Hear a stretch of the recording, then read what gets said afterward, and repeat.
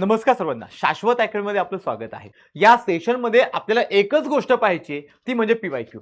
आता लक्षात घ्या, आता रिसेंटली आपला 14 जूनचा पेपर झाला, की ज्या पेपरमध्ये आपण कंबाईन बी चे पूर्व परीक्षेचे प्रश्न पाहिले. तर आपण या सगळ्या प्रश्नांचा विचार केला, तर आपल्याला एक विषय मनामध्ये भीती घालतो, तो विषय म्हणजे सायन्स. आपल्या प्री प्लस मेन्स दोन्ही ठिकाणी सायन्स आहे.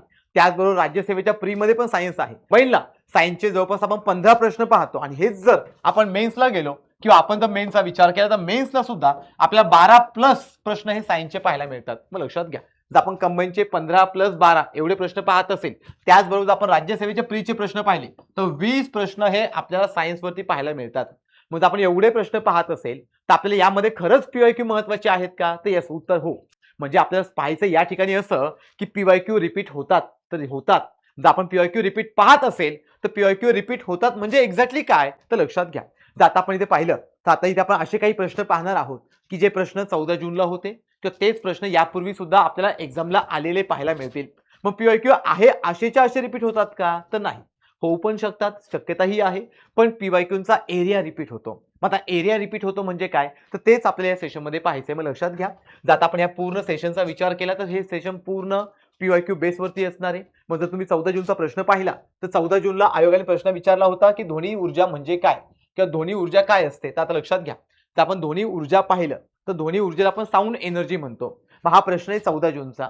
मग असाच प्रश्न यापूर्वी तुम्हाला टेक्निकल एक्झाम 2021 मध्ये पाहायला भेटेल. मग लक्षात घ्या, जर तुम्ही पीवायक्यू पाहिले, आता दोघांचा एरिया कसा तर लक्षात घ्या, इथं विचारले की साऊंड एनर्जी किंवा ध्वनी ऊर्जेबद्दल विचारले आणि इथे प्रश्नामध्येच ध्वनी तरंग ही यांत्रिक ऊर्जा असतं असं सांगितलंय. मग लक्षात घ्या, आता यांत्रिक म्हणजेच काय तर आपण त्यांना मेकॅनिकल एनर्जी म्हणतो. आणि जर आपण यांना मेकॅनिकल एनर्जी म्हणत असेल तर आपल्या या प्रश्नाचं उत्तर इथे काय पाहायला मिळतं तर मेकॅनिकल एनर्जी म्हणजे यांत्रिक ऊर्जा. मग लक्षात घ्या, जर तुम्ही आता हा सगळा रेफरन्स पाहिला तर हा सगळा रेफरन्स तुम्हाला पीवायक्यूचा जुना पीवायक्यू की जो टेक्निकल एक्झामला म्हणजेच तांत्रिक सेवा पूर्व परीक्षा 2021 मध्ये विचारलेला प्रश्न होता. आणि या प्रश्नाचं सगळं सखोल स्पष्टीकरण आपण घेतलेलं आहे झिरो एरर सायन्स या पुस्तकात. मग लक्षात घ्या, जर तुम्ही या पुस्तकामध्ये सगळं स्पष्टीकरण पाहिलं तर या स्पष्टीकरणामध्ये आपल्याला जे यांत्रिक तरंग दिलेले आहेत, ही यांत्रिक तरंग म्हणजेच आपल्याला ह्या प्रश्नाचं फ्रेम की ह्या प्रश्नाचं उत्तर पाहायला मिळतंय. मग सिंपल आहे. सो यावरून समजते आपल्याला की पीवायक्यू रिपीट कसे होतात. मग लक्षात घ्या, पीवायक्यू मी पुन्हा सांगेल की आहे असा रिपीट होण्याची शक्यता फार कमी असते. पण जो पीवायक्यूचा एरिया आहे तो एरिया आपल्याला रिपीट होताना दिसतो. सो इथे दोघांचाही एरिया म्हणजे काय होता साऊंड एनर्जी. आणि साऊंड एनर्जीचा विचार केला तर त्या सिंपल या आपल्याकडे असणाऱ्या जे काही स्पष्टीकरण आहे की जो जुना पीवायक्यू आहे याच्यावरून हा प्रश्न आपण इझिली टॅकल करू शकतो. असा तुम्ही पुढचाही प्रश्न पाहू शकता की पुढच्या प्रश्नामध्ये काय विचारले पहा आयोगाने. आता व्हिटॅमिन्स बद्दल विचारलाय.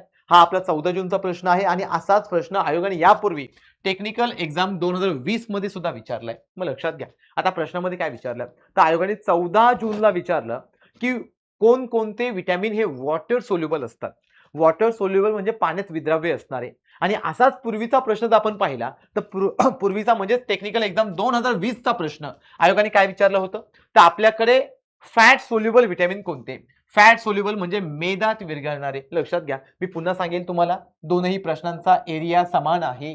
आता एरिया समान आहे म्हणजे थोडक्यात काय तर आपल्याला व्हिटॅमिन सगळ्यांना माहित आहे. व्हिटॅमिन ए आहे, बी आहे, सी आहे, डी आहे, ई आहे आणि के आहे. जर आपण या 6ही व्हिटॅमिनचा विचार केला तर यातले काही व्हिटॅमिन्स हे वॉटर सोल्युबल असतात तर काही व्हिटॅमिन्स हे फॅट सोल्युबल असतात.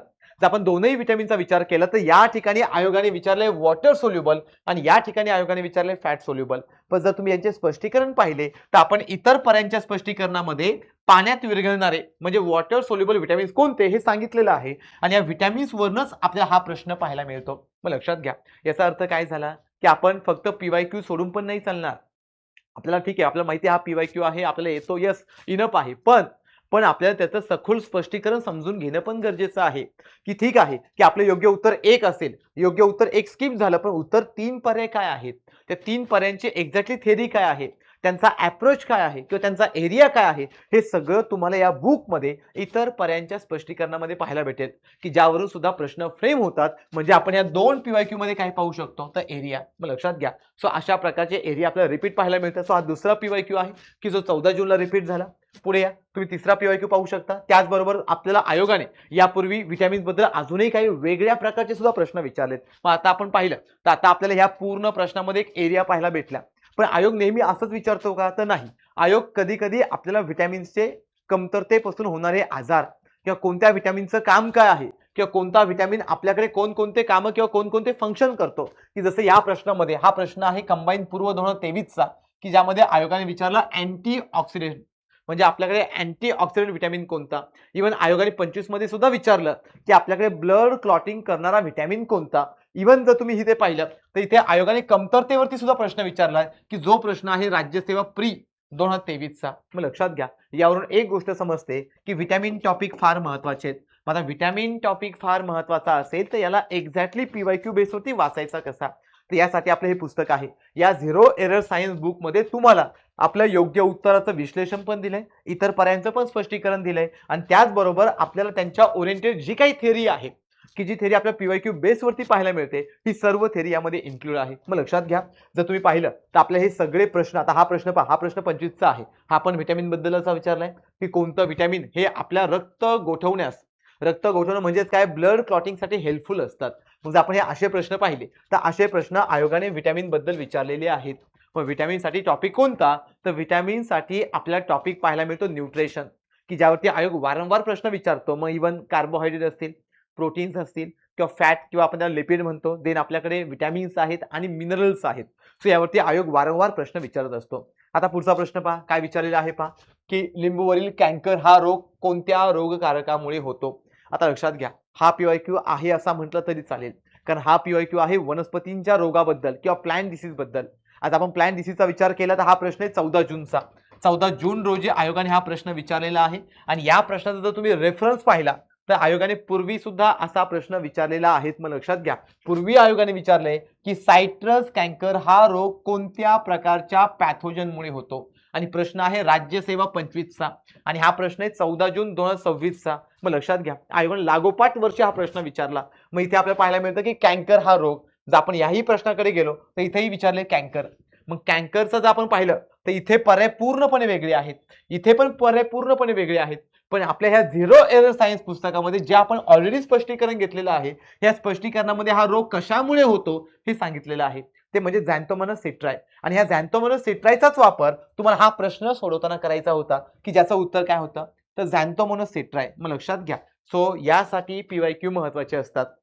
मग आता आपण म्हणतो की सायन्स फार महत्वाचा आहे किंवा सायन्स फार अवघड आहे, तो खरंच अवघड आहे का, तर नाही. आपल्याला त्याचा मेन गाभा समजत नाही किंवा मेन त्याची चावी समजत नाही आणि जर आपण त्याची चावी पाहिलं, त्याची चावी म्हणजे पीवायक्यू आहे.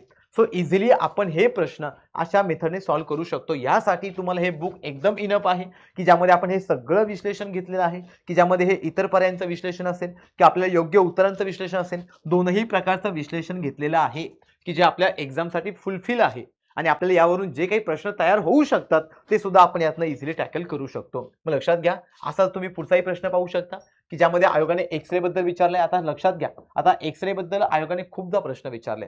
असाच प्रश्न आयोगाने कधी अल्फा गॅमा किंवा आपल्याकडे असताना बीटा रेज बद्दल पण विचारलंय. मग अल्फा, बीटा, गॅमा किंवा एक्सरे. मग आता जर तुम्ही एक्सरेचे प्रश्न पाहिले तर हा प्रश्न आहे 14 जूनचा.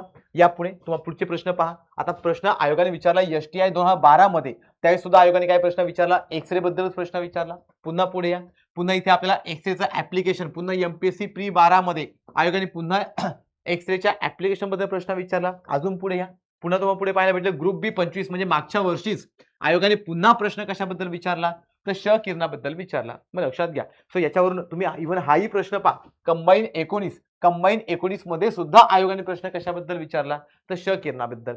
मग यावरून काय समजतं आपल्याला, की जो आपल्याकडे श किरण आहे किंवा जो आपल्याकडे एक्सरे आहे तो आपल्या आयोगाचा एक एरिया झाला. लक्षात घ्या, आणि एक एरिया झाला आणि हा एरिया सांगण्याचं काम म्हणजे आपलं पीवायक्यू अनालिसिस. जर तुमचं पीवायक्यू वरती चांगली पकड असेल तर तुम्ही इझिली त्या सगळ्या प्रश्नांना इझिली टॅकल करू शकता. मग तुम्ही हे पीवायक्यू कसे पण सोडवा. मग तुम्ही आयोगाचे पेपर घ्या किंवा तुम्हाला एखादा मोठा संच मिळतो प्रश्न, तुम्ही तो घ्या.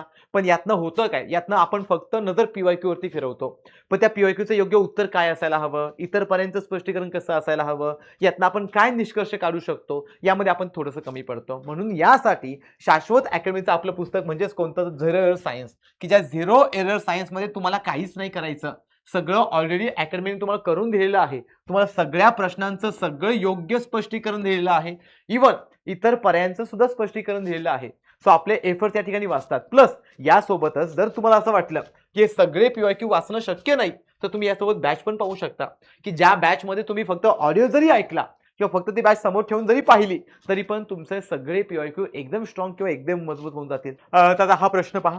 आता या प्रश्नामध्ये काय विचारले पहा. जर आता आपण हा प्रश्न पाहिला, तर हा प्रश्न का महत्वाचा? तर या प्रश्नामध्ये आपल्याला कुठेही आयोगाचा एरिया पाहायला मिळत नाही, पण एक गोष्ट पाहायला मिळते, तो म्हणजे पॅटर्न. आता हा प्रश्न आहे 14 जूनचा. जर तुम्ही हा प्रश्न पाहिला, तर हा प्रश्न आहे मागच्या वर्षीच्या कंबाईन एक्झामचा. मात्र लक्षात घ्या, जर आपण दोन्ही प्रश्नांचा पॅटर्न पाहिला, तर तुम्हाला पाहायला भेटेल की या ठिकाणी आपल्याला जो प्रश्न विचारलाय हा विधानांच्या स्वरूपात आहे आणि खाली त्या विधानांचे आपल्या योग्य किंवा अयोग्य किंवा सत्य किंवा असत्य असे विधान विचारलेत. मग लक्षात घ्या, जर तुम्ही पॅटर्न पाहिला, तर आता आपल्याला प्रत्येक वेळेस पीवायक्यू मध्ये प्रश्नच रिपीट होईल किंवा प्रश्नांचा एरियाच रिपीट होईल असं नाही. काही काही कंडिशन मध्ये आपल्याला त्यांचा पॅटर्न सुद्धा पाहायला मिळतो. म्हणून यासाठी पीवायक्यूचं अनालिसिस करणं फार गरजेचं आहे. जर आपण प्रॉपर पीवायक्यूचं अनालिसिस करत असेल, त्या अनालिसिस थ्रू आपल्याला त्यांचा एक्झॅक्टली एरिया समजतो. मग लक्षात घ्या, जर आपण हा प्रश्न पाहिला, तर हा प्रश्न दाखवण्याचा उद्देश एवढाच की पॅटर्न सेम आहे. मग लक्षात घ्या, पीवायक्यू प्रश्न पाहताना किंवा पीवायक्यू सॉल्व्ह करताना किंवा पीवायक्यूचं अनालिसिस करताना काय काय गोष्टी लक्षात पाहायचे? त्यांचा एरिया, त्यांचे पर्याय, त्या पर्यायावरून प्रश्न कसा तयार होऊ शकतो किंवा कसा तयार झालेला आहे, इव्हन तो प्रश्न विचारताना आयोगाची पद्धत कशी होती किंवा आयोगाचा पॅटर्न कसा होता, हे आपल्याला या ठिकाणी समजून घ्यायचंय. देन पुढे या. आता पुढचा प्रश्न पाहिला, सिंपल विचारलाय, युरेनियम बद्दल विचारलाय, युरेनियमच्या न्यूट्रॉन्स बद्दल विचारलाय. मात्र लक्षात घ्या, आता आपण जर हा प्रश्न पाहिला, तर असा पीवायक्यू यापूर्वी आलेला नाही, पण आपण रेफरन्स घेऊ शकतो. जे आपलं पुस्तक आहे झिरो एरर सायन्स, या पुस्तकामध्ये जे जुने पीवायक्यू आहेत, त्या जुन्या पीवायक्यू मध्ये आपल्या न्यूट्रॉन्स बद्दल प्रश्न आहेत, इव्हन आपल्या युरेनियम बद्दल प्रश्न आहेत. पण त्या दोन प्रश्नांची जी थेरी आहे, त्या थेरीच्या रिगार्डिंग हा प्रश्न पाहायला मिळतोय. मग सिंपल आहे, जर आपण असे प्रश्न पाहिले, तर हा प्रश्न आपल्याला पाहायला मिळतोय टेक्निकल एक्झाम्पल 2022.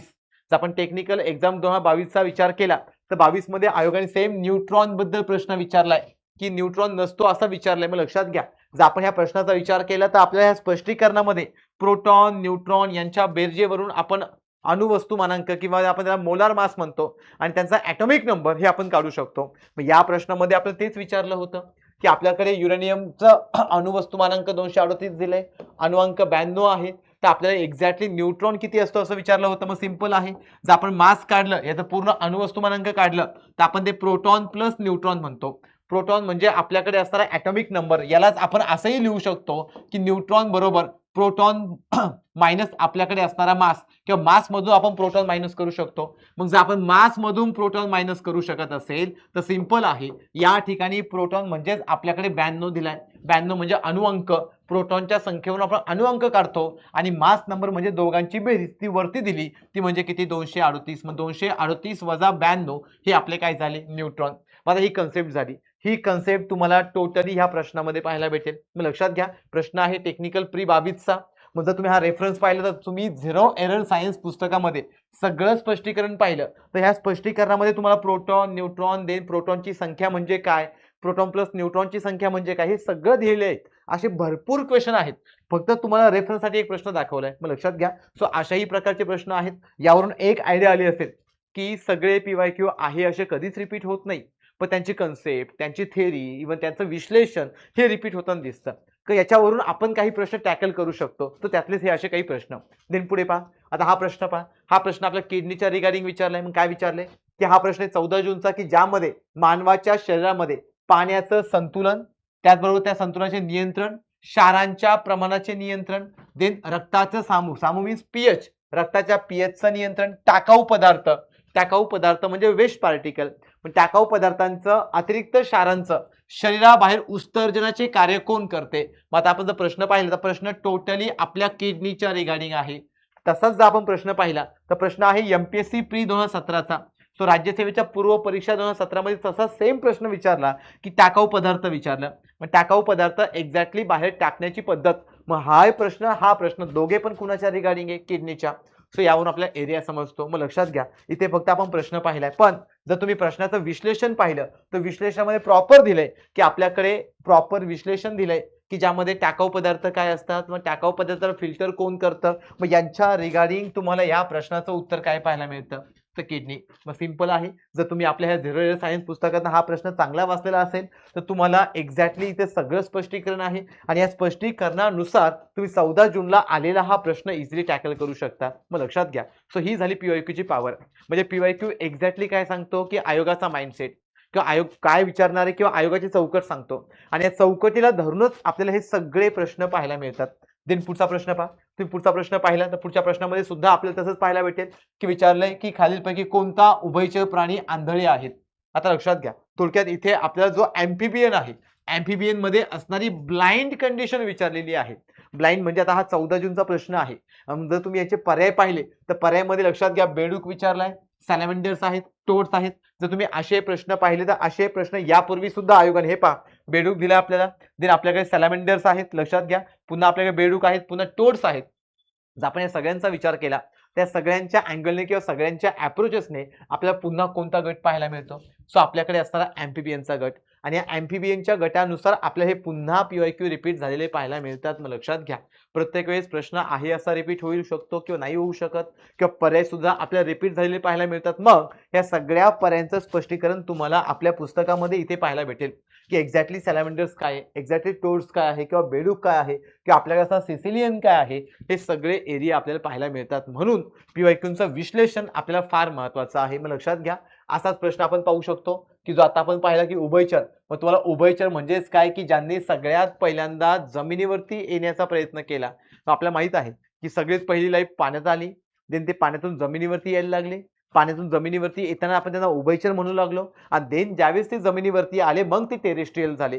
सो असा अप्रोच आपल्या सगळ्या ह्या प्रश्नामध्ये डेव्हलप झालेला पाहायला मिळतो आणि त्यांच्याच ओरिएंटेड आपण तो काय पाहतो तर प्रश्न पाहतो. मग लक्षात घ्या. सो आता आपण जे थोडक्यात पाहिलं हे म्हणजे काय होतं तर आपल्याला येणाऱ्या प्रश्नांची संख्या. मग जर तुम्ही आपलं हेच पुस्तक पाहिलं झिरो एरर सायन्स तर या पुस्तकामध्ये तुम्हाला जवळपास 2011 ते 2025 पर्यंतचे सगळे आतापर्यंत आयोगाने विचारलेले प्रश्न म्हणजे पीवायक्यू त्यांचं योग्य उत्तरांचं स्पष्टीकरण आणि इतर पर्यायांचं स्पष्टीकरण हे सगळं एक्सप्लेन केलेलं आहे की ज्यावरती तुम्हाला एक्झॅक्टली समजतं की कोणत्या प्रश्नाचा एरिया काय आहे आणि त्या एरियावरती एक्झॅक्टली पुन्हा प्रश्न कसा येऊ शकतो याची एक आयडिया येऊन जाते. त्याचबरोबर जर तुम्हाला वाटलं की या पुस्तकाला वाचताना तुम्हाला अजून थोडा सपोर्ट हवा असेल तर तुम्ही झिरो एररची बॅच पण पाहू शकता. या बॅचला आणि पुस्तकात जर तुम्ही समोरासमोर ठेवलं तर तुमचा स्टडी अजून एक्झॅक्टली क्लिअर होऊन जाईल. मग लक्षात घ्या. तर आपण पाहिलं तर सिंपल आहे की आपल्याला हे पूर्ण पुस्तकामध्ये सगळं विश्लेषण दिलंय की ज्यामध्ये योग्य पर्याय इतर पर्याय सगळ्यांचं विश्लेषण आहे. तुम्हाला अजून त्यासोबत बॅच सुद्धा हवी असेल तर बॅच सुद्धा अवेलेबल आहे की ज्या बॅच मधून सुद्धा तुम्ही पीवायक्यू स्ट्रॉंग करू शकता. मग बॅचचा फायदा काय होईल की आपण चहाला गेलो बॅच पाहू शकतो, आपण जेवण करतोय बॅच पाहू शकतो. सो आपलं चालता बोलता किंवा बोर झालं नॉर्मली बॅच पाहू शकतो. तो बॅच मधून सुद्धा तुमचे पीवायक्यू एकदम मजबूत होतील आणि जर तुम्ही बॅच पाहतानाच पुस्तक समोर ठेवलं तर तुमचं डोळ्यातनं कानातनं ऐकण्यातनं सगळं काम सोबत चालेल की जेणेकरून तुम्हाला पीवायक्यू समजायला अजून मदत होईल आणि पीवायक्यू वरची पकड मजबूत होईल. लक्षात घ्या. आता या ठिकाणी जर आपण पाहिलं कोणताही विषय असो मग आपण जर प्रत्येक विषयाचा विचार केला तर पीवायक्यू मस्ट आहेत आणि स्पेशली जर आपण सायन्सचा विचार केला तर सायन्समध्ये मोस्ट ऑफ प्रश्न अनप्रेडिक्टेबल वाटतात. पण जरी ते अनप्रेडिक्टेबल असतील तरी पण ते आपल्याला जुन्या पीवायक्यूच्या आधारावरतीच विचारलेले दिसतात. त्यामुळे आपल्याला पीवायक्यू मस्ट आहे. सगळे पीवायक्यू करणं गरजेचं आहे. तुम्हाला हे बॅच प्लस पुस्तक हे तुम्हाला पीवायक्यू मजबूत करण्यासाठी एक आधार आहे की ज्यातनं तुमचे सगळे पीवायक्यू मजबूत होतील. सगळ्या पीवायक्यूचा एरिया तुमचा क्लिअर होऊन जाईल. थँक्यू.